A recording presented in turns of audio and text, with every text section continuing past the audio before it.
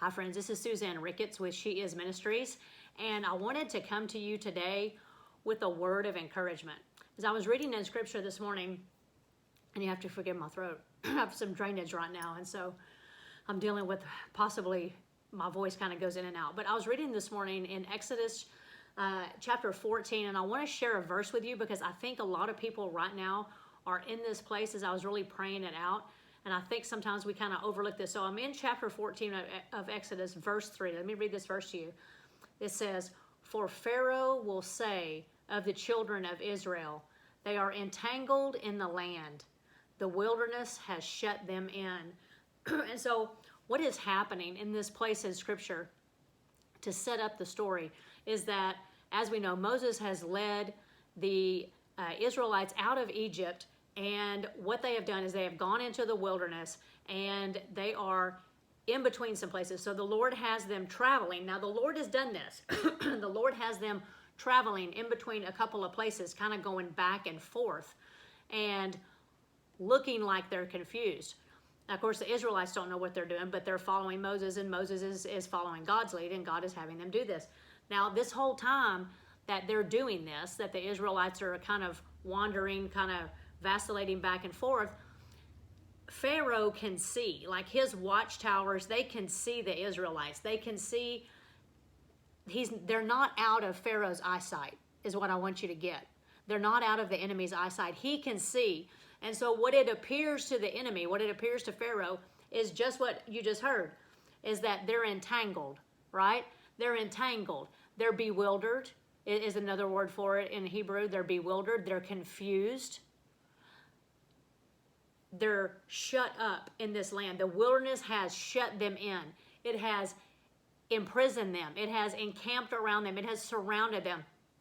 And so, and then Pharaoh sees this, right? The word comes to Pharaoh. He sees this, and immediately he says, let's go. Let's get the horses. Let's get the chariots. What on earth were we thinking? Let's go get them and bring them back.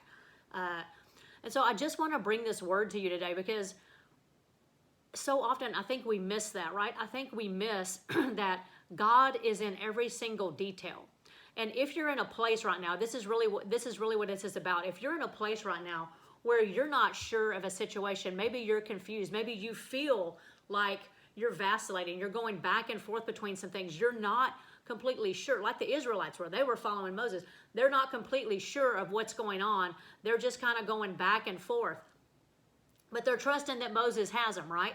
And so this whole time they're trusting that. But then they see that the Red Sea is here behind them, and they're going back and forth, and all of a sudden they look up, and here comes Pharaoh and horses and chariots after them. And so you can imagine, and you can read the rest of the scripture, the panic that arises from them in this situation. But see, God knew what he was doing. He didn't send the Israelites out away. He kept them right there within Pharaoh's eyesight. And he kept them going back and forth for the appearance of confusion, for the appearance of hey, we don't know what's going on.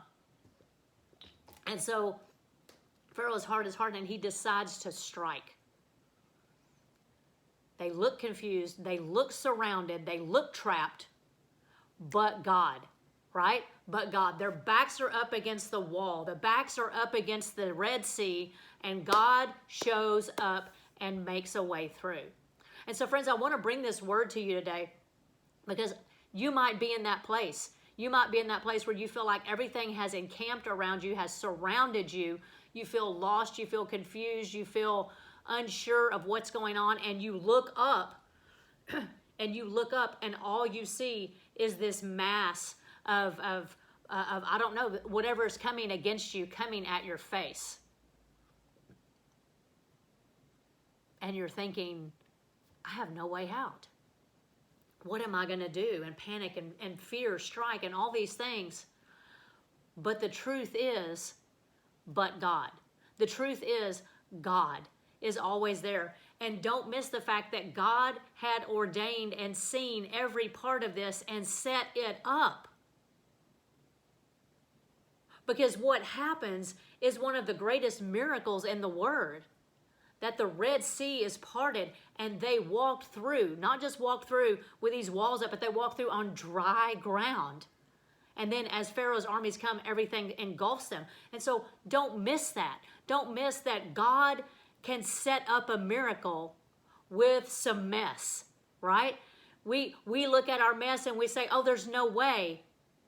We're imprisoned. We're hemmed in. Oh my gosh, oh my gosh, oh my gosh.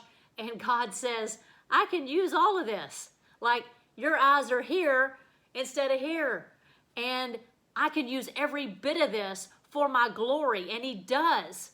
So when we read this story, don't miss that God is telling us, no matter what our circumstances, no matter what it looks like to our enemies, to maybe the Pharaoh, whoever it is that is coming against us, and they think they've got us. The enemy thinks he has us. He thinks he has us trapped. He thinks we're confused. God says, I will make a way out. You're mine. You're my son. You're my daughter. And I will make a way out. I've already seen all this. I already know the whole scenario. The enemy, Satan, he doesn't even know what's hitting him. I've already gone before you in this.